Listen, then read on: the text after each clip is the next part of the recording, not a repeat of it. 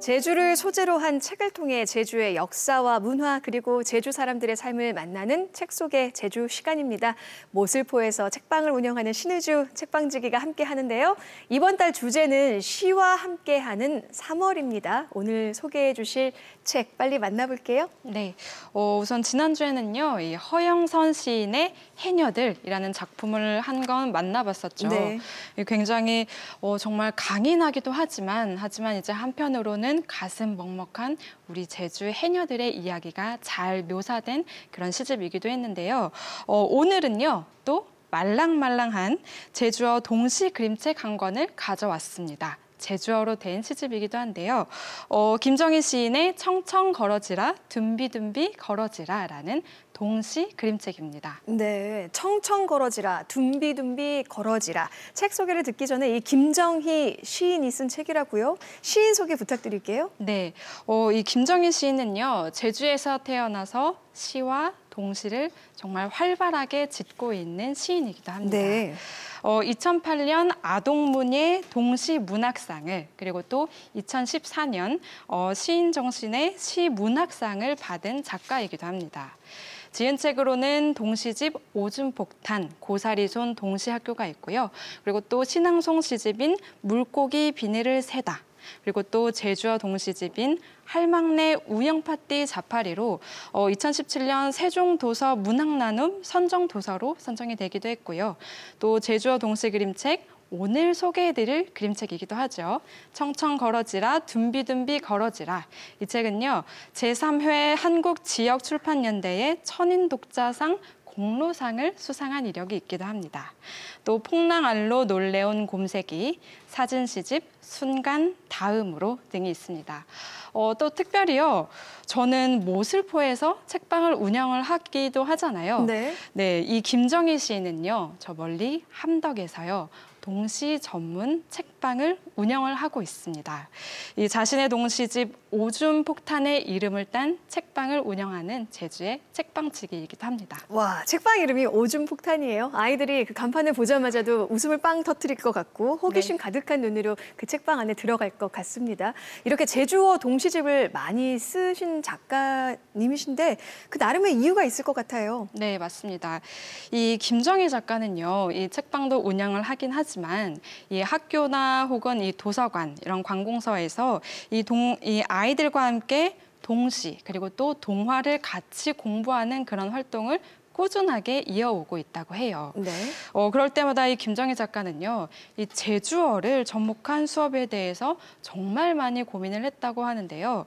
하지만 아이들에게 제주어를 가까이 하는 건 사실 쉽지 않은 일입니다. 네.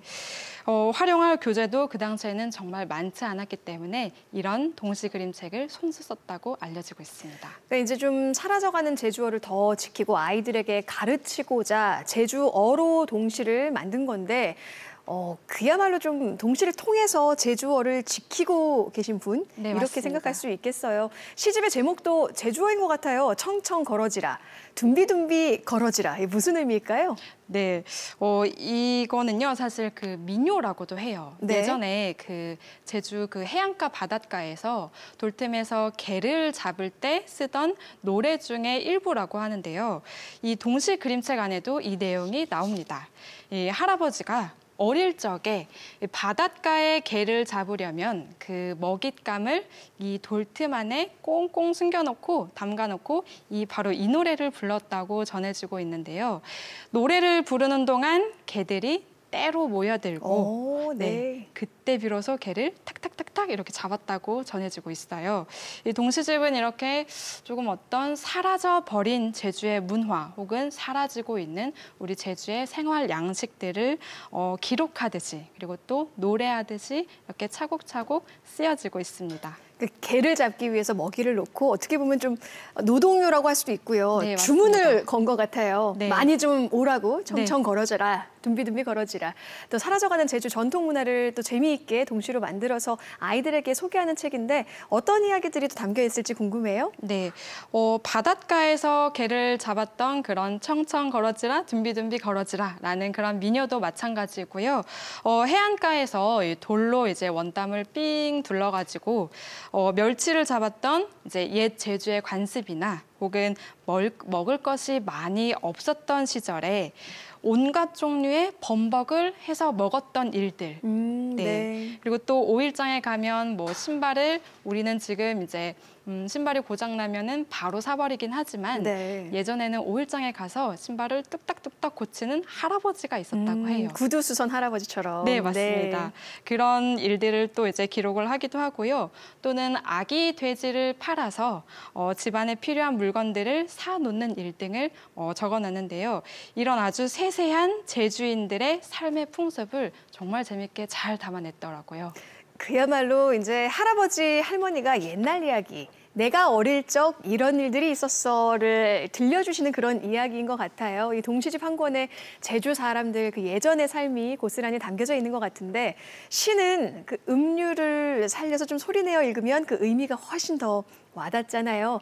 책방지기님이 인상 깊었던 동시 하나를 딱 선택해서 들려주시면 좋을 것 같은데요. 네, 말씀하셨던 것처럼 이 은유를 살려서 읽으면 정말 좋은데요. 특히 이 동시집은 제주어로 쓰였기 때문에 읽는 맛이 더 감칠맛이 납니다. 이 동시집에서 이야기하는 사실 대부분의 이 제주 문화들이 사실 사라졌다고 해도 과언은 아닌데요. 저는 그중에서도 이 원땀을 들러가지고 하는 멸치잡이에 대한 이야기가 정말 재밌게 와닿더라고요. 제가 그 부분을 좀 읽어드리려고 하는데요. 우리 아나운서님은 제가 읽는 동안에 조금 눈을 감거나 혹은 이 그림을 보면서 어떤 내용일지 조금 상상해 보시면 좋을 것 같습니다. 제주어를 어떻게 살려주실지도 기대하면서 듣겠습니다. 네, 읽어드릴게요.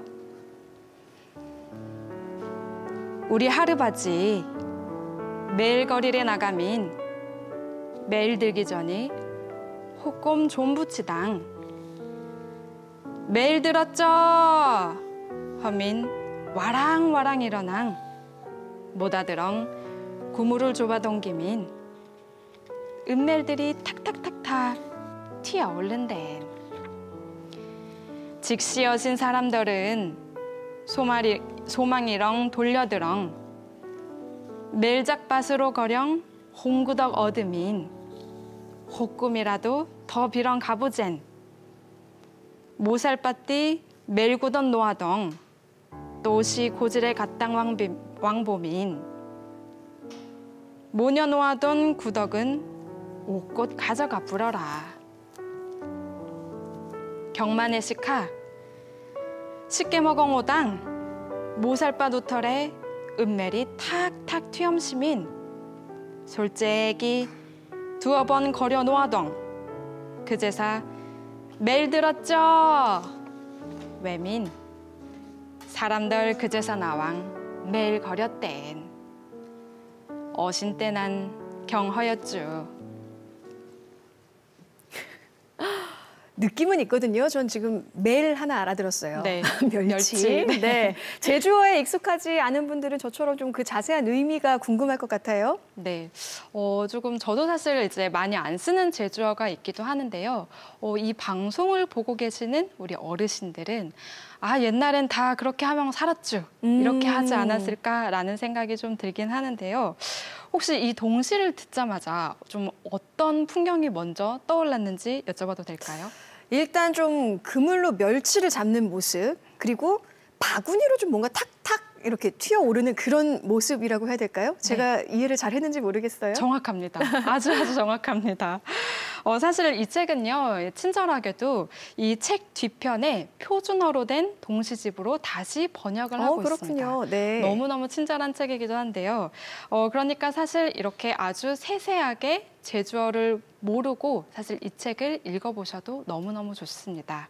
이 뒤편에 실린 표준 동시를 한 번 더 읽어보면요. 그 의미와 뜻이 이 상상했던 것과 딱 맞아떨어질 때 그 재미가 있긴 하거든요. 네. 이번에는요. 같은 동시 매일 들었다, 매일 들었죠라고도 하죠. 이거를 표준어로 한번 낭독해 드릴게요. 우리 할아버지 멸치 잡으러 나가면 멸치 잡기 전에 잠깐 잠을 자. 멸치 들었다 하면 서둘러 일어나 모두 힘을 모아 그물을 잡아당기면 은멸치들이 팔짝팔짝 튀어오르지. 자기 몫이 없는 사람들은 달려들어 멸치 주걱으로 떠서 한 바구니 얻어가지. 조금이라도 더 얻어가려고 모래밭에 멸치 바구니 놓아두고 다시 얻으러 갔다 와보면 먼저 놓고 갔던 바구니 몽땅 가져가 버리지. 그것뿐이면 좋게 제사 먹고 돌아오다가 모래사장 위로 은멸치가 탁탁 튀고 있으면 아무도 모르게 두세 번 떠서 놓아두고는 그때야 멸치 들었다 소리를 쳐. 사람들 그때야 나와서 멸치를 떠갔다고 하네. 없이 살던 때라 그랬지. 와, 업신때난 경허여주가 없이 살던 때라 그랬었지. 이런 말이었군요. 네. 표준어로 들으니까 그 의미가 잘 전달이 됩니다. 제가 처음에 제주어로 들을 때는 약간 듣기 평가하듯이 집중해서 들었는데 표준어로 들어보니 그때의 풍경이 좀 더 상세하게 더 그려지는 것 같아요. 하지만 제주어로 듣는 동시가 훨씬 더 좀 뭐라고 할까요? 맛깔스럽다고 해야 될까요? 네. 감칠맛이 더 더해지는 것 같아요. 네, 제가 좀 그렇게 읽었나요? 이 사실 언어가요, 이 한 문화권을 또 설명한다고도 하잖아요. 네. 비록 지금은 사실 이제 우리가 바다에 가면 이런 풍경은 많이 볼 수는 없지만 네. 이 사실 예전에 이 제주에서 행해졌던 문화이기도 하고요. 또 이 시어를 좀 자세히 들여다보면 바닷가나 혹은 이 자연과 관련한 단어들이 굉장히 많기도 하고요. 네. 또 지금도 여전히 쓰고 있는 이런 의태어가 굉장히 많기 때문에 아마 읽는 데서도 혹은 이제 듣는 데서도 조금 더 감칠맛이 났던 게 아닐까 싶습니다. 그래서 이 책을 읽으실 때에는요, 내가 비록 좀 제주어를 잘 몰라 하시더라도 꼭 한 번은 이렇게 소리를 내면서 읽어보시면 아주 좋을 것 같습니다. 네, 잘 모르지만 이 제주어를 좀 소리내어 읽어볼 때 그 재미를 느낄 수 있을 것 같고요. 좀 더 생동감 있는 그 바다의 상황을 좀 상상하면서 읽어볼 수 있을 것 같아요.